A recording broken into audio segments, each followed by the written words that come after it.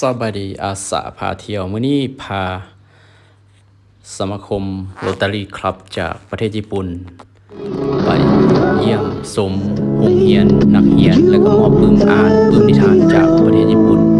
มอบให้เด็กน้อยลาวเนาะปึ้มนิทานซึ่งเพิ่นได้แปลจากภาษาญี่ปุ่นเป็นภาษาลาวก็ถือว่าสาวครู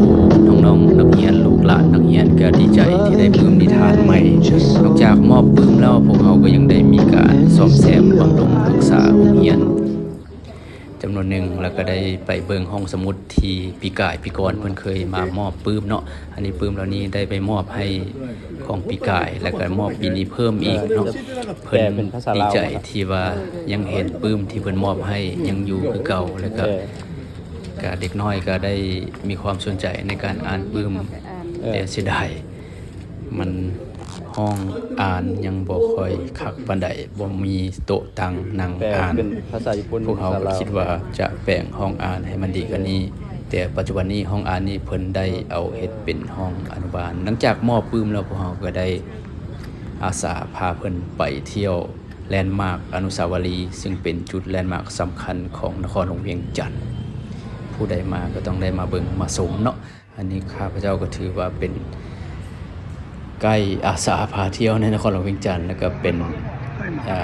กลุ่มแรกในปีนี้เนาะซึ่งว่าเพิ่นมาจากประเทศญี่ปุ่นมาเที่ยวจากเมืองนครหลวงเวียงจันทน์แล้วพวกเขาก็จะได้ไปต่อที่หลวงพระบาง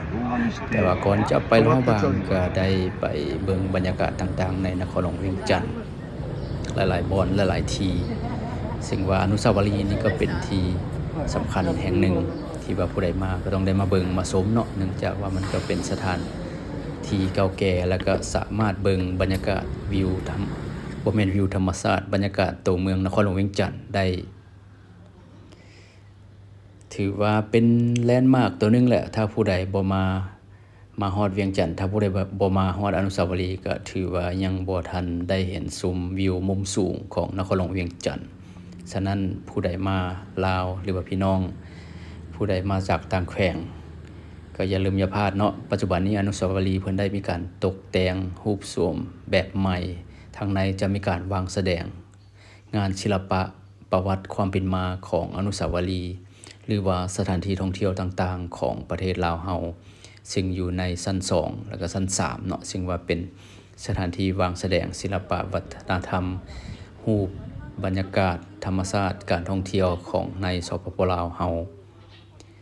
เมื่อก่อนในอนุสาวรีย์จะเป็นสถานที่ขายหัตถกรรมแต่ตอนนี้เพิ่นบ่ให้ขายแล้วเนาะก็ถือว่าเปลี่ยนโฉมใหม่ถ้าบ่ได้มาก็อย่าลืมอย่าพลาดมาแวะมาชมจากนั้นตอนเช้ามื้อที่2พวกเราก็จะได้เดินทางไปหลวงพระบางตอนนี้ก็รู้สึกว่าทุกคนมาฮอดสถานีรถไฟเป็นที่เรียบร้อยแล้วเนาะทุกคนก็พร้อมที่จะออกเดินทางตอนนี้พวกเราขี่สั้น2 Second Class ก็ถือว่าเป็นสั้นธรรมดาก็ขี่ค่อนข้างสะดวกพวกเขาเอาอาหารมากินแล้วก็ชมวิวไปน้ำเนาะหลายคนก็ดีใจตกใจเห็นบรรยากาศธรรมชาติเมืองลาวเฮางามหลายแสดง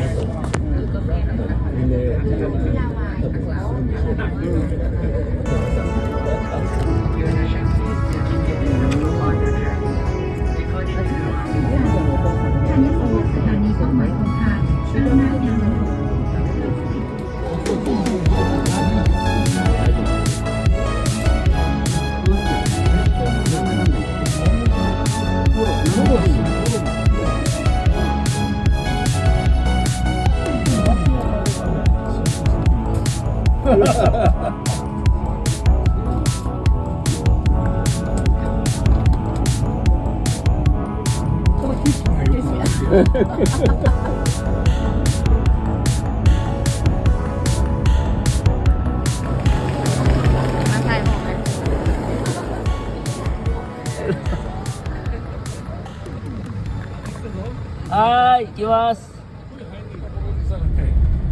ตอนนี้ก็ได้เดินทางมาฮอดหลวงพระบางก็จะเข้าไปทางมหาลัยสุพรรณวงศ์เนาะมหาลัยสุพรรณวงศ์เพิ่นได้ประกอบส่วนในการเฮ็ดห้องอ่านหรือ reading room อยู่มหาลัยสุพรรณวงศ์ห้องน้อยๆนึงจากนั้นก็มาฮอดมหาลัยสุพรรณวงศ์เป็นที่เรียบร้อยแล้วเนาะไปเบิ่งบรรยากาศนํกันเลยพ่อพี่น้อง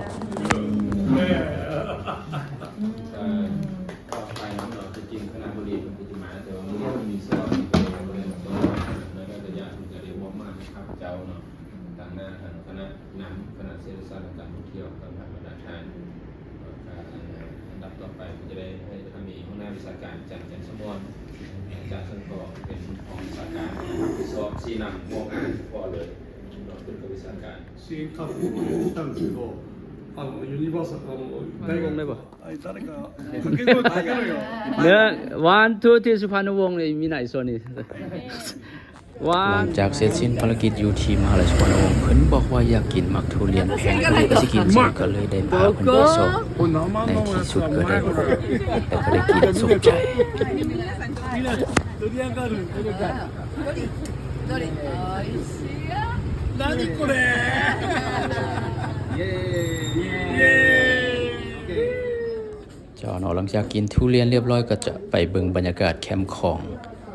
เบิ่งพระอาทิตย์ตกดินไปหลวงพระบางสุดนี้ถือว่าไปตอนเช้าตอนแรงจะกลับเนาะสลอรอท่าขึ้นรถไฟพวกเขาจะไปเที่ยว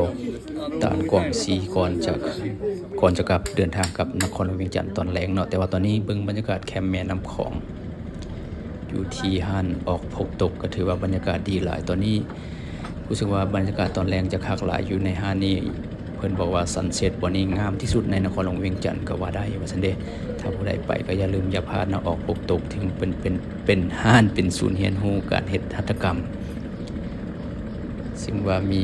ราคาหลากหลายเนาะสามารถไปกินข้าวหรือไปกินกาแฟไปดื่มไปชมวิวกินอาหารก็มีเนาะหรือว่าจะไปเฮ็ดเรียนรู้หัตถกรรมวิถีชีวิตของการหัตถกรรมก็ได้เนาะบรรยากาศก็ดีหลายพอสมควร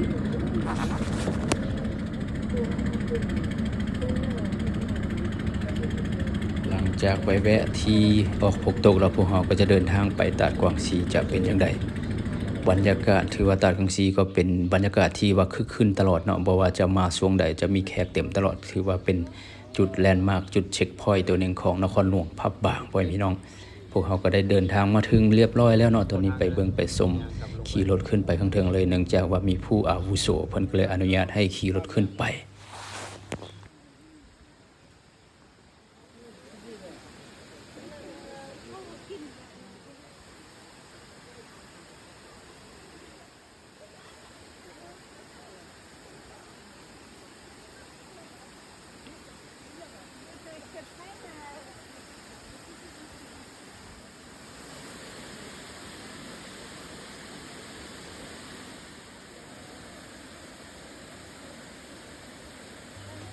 บรรยากาศน้ำตกตาดงามหลายเนาะมาเท่าใดก็งามเท่านั้นเลยเนาะแต่ว่าช่วงนี้จะเป็นน้ำบ่ค่อยหลายปานใดแต่น้ำจะใสงามบ่ระกดบุรกูล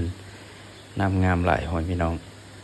ถ้าผู้ใดมาก็อย่าลืมจะพลาดมาช่วงถ้าผู้ใดบ่อยากลิ้นอยู่น้ำตกทางเทิงเพิ่นจะมีการขี่ซิปไลน์ขี่สลิงเบิ่งบรรยากาศมุมสูงของน้ำตกตาดกวางซีเดี๋ยวไปชมต่อในคลิปต่อไปจ้ะ